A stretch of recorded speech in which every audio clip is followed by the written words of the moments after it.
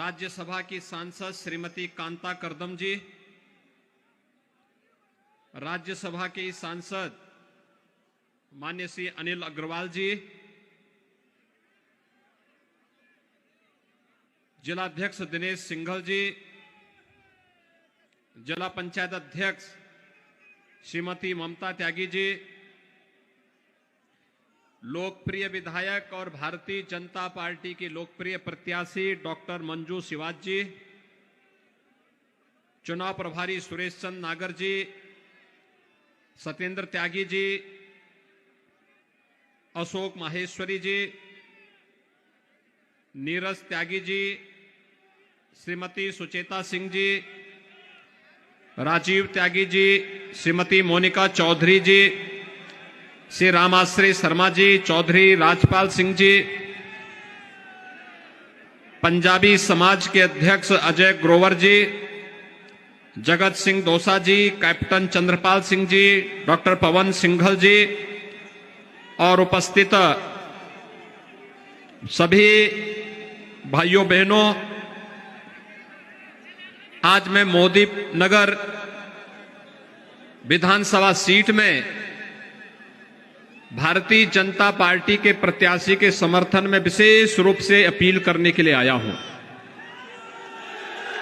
भाइयों बहनों, वर्तमान में पूरा देश और पूरी दुनिया इस सदी की सबसे बड़ी महामारी का सामना कर रहा है। कोरोना कालखंड में कुछ चीजें आपने देखी होंगी। प्रधानमंत्री मोदी जी के नेतृत्व में भारत की 135 करोड़ की आबादी के लिए फ्री में टेस्ट, फ्री में उपचार, फ्री में वैक्सीन। कितने लोगों ने वैक्सीन ली है?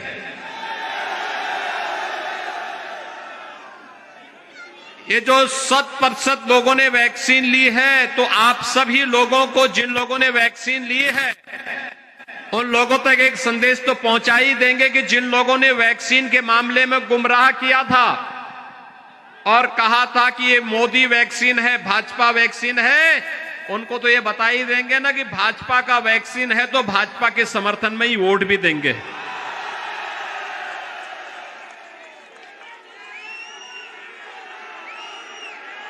सबको वैक्सीन, फ्री में वैक्सीन।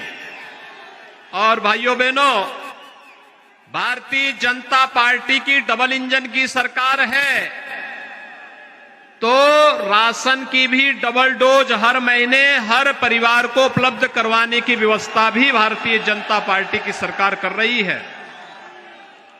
मुझे एक बात बताइए, ये जो फ्री में उपचार, फ्री में टेस्ट, फ्री में वैक्सीन, अन्न योजना का लाभ, गरीबों के लिए आवास, 43 लाख गरीबों के लिए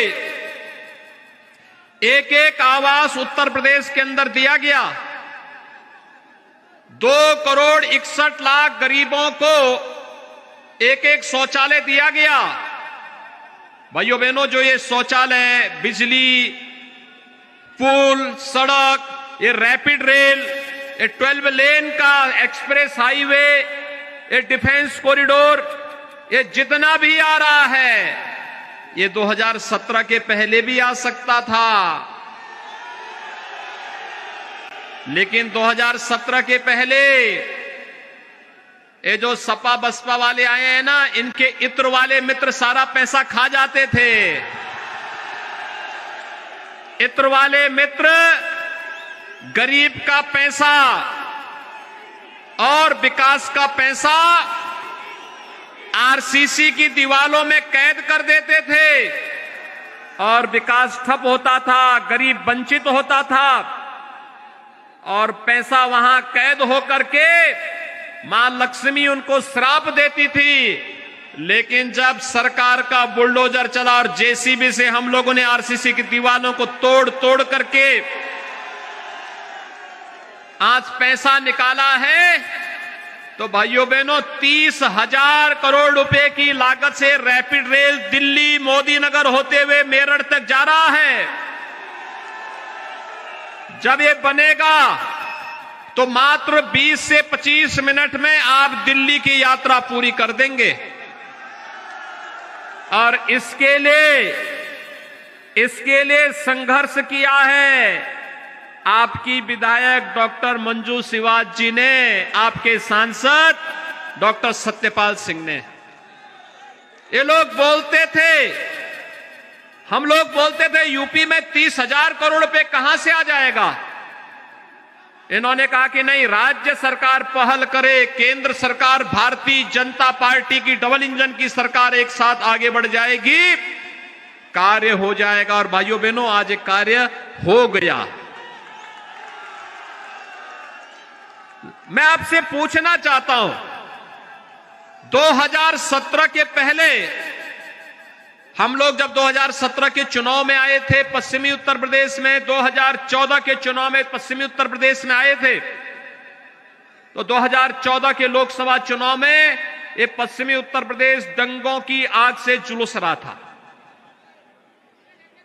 17 के पहले जब भी हम लोग आए थे, जिस परिवार में जाते थे, परिवार एक ही बात कहता था कि बेटियां सुरक्षित नहीं हैं, अपनी बेटियों को कैसे स्कूल भेजेंगे।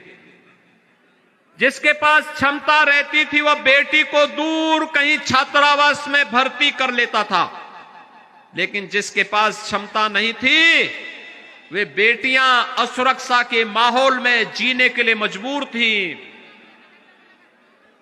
आपको याद होगा कैसे होता था।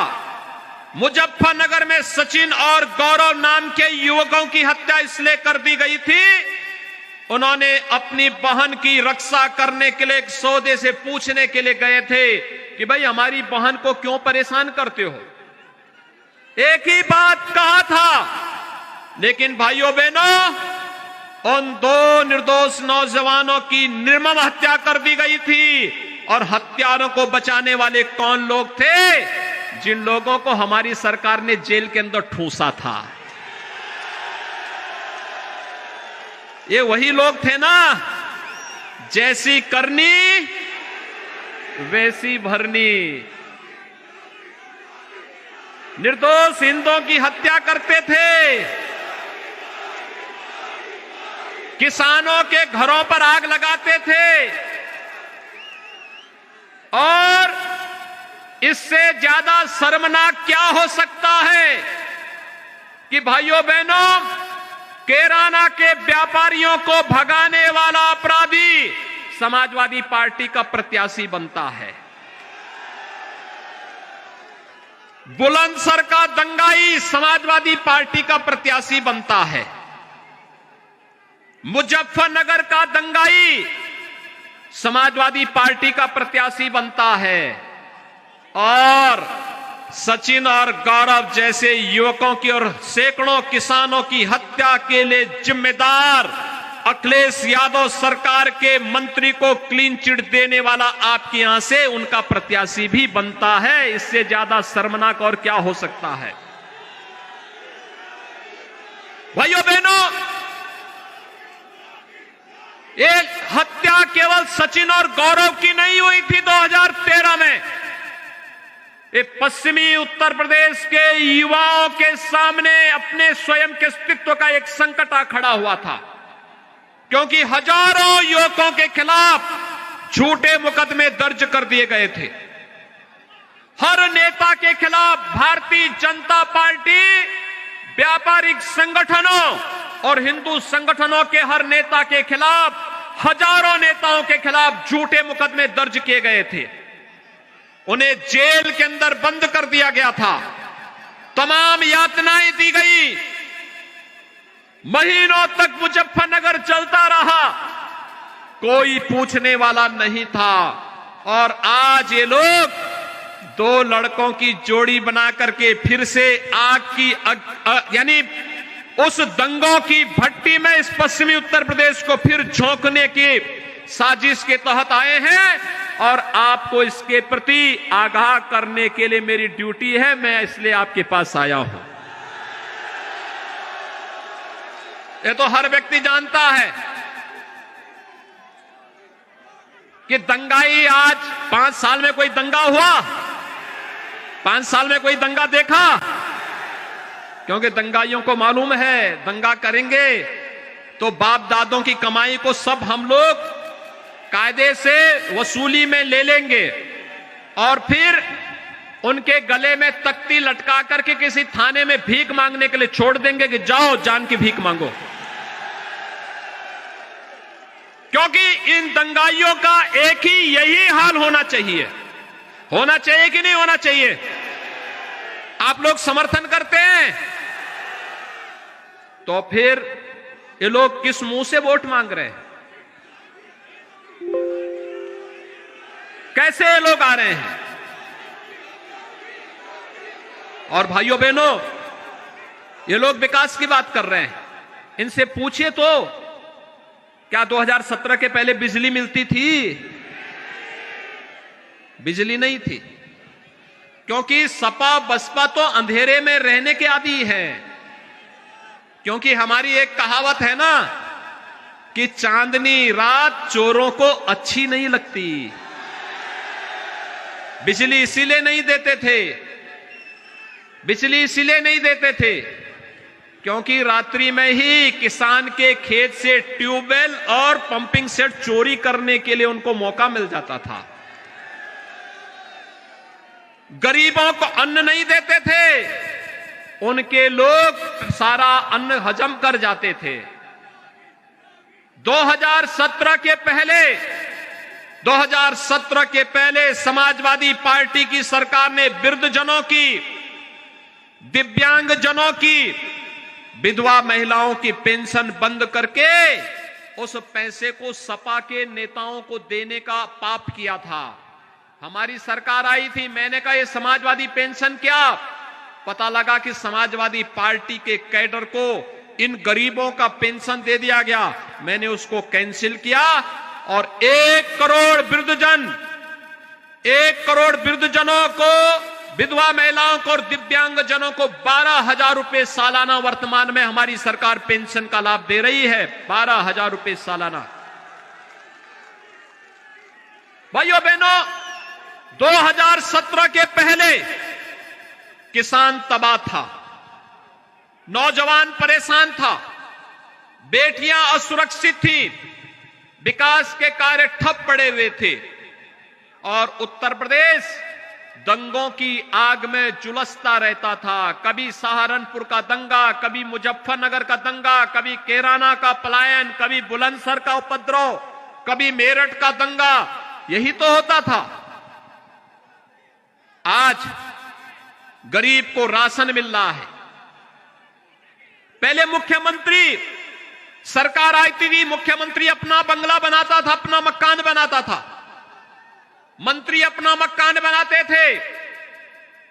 लेकिन भाइयों बहनों, जब भारतीय जनता पार्टी की डबल इंजन की सरकार बनी, प्रदेश के अंदर 43 लाख से अधिक गरीबों का मकान बन रहा है। वर्तमान में 43 लाख गरीबों का मकान। अगर सपा बसपा सपा की सरकार के इन 17 वर्षों के कार्यकाल को एक साथ जोड़ देंगे तो भी 43 लाख गरीबों को इन्होंने मकान नहीं दिया। कोरोना कालखंड में मैं देख रहा था, कांग्रेस के नेता गायब थे,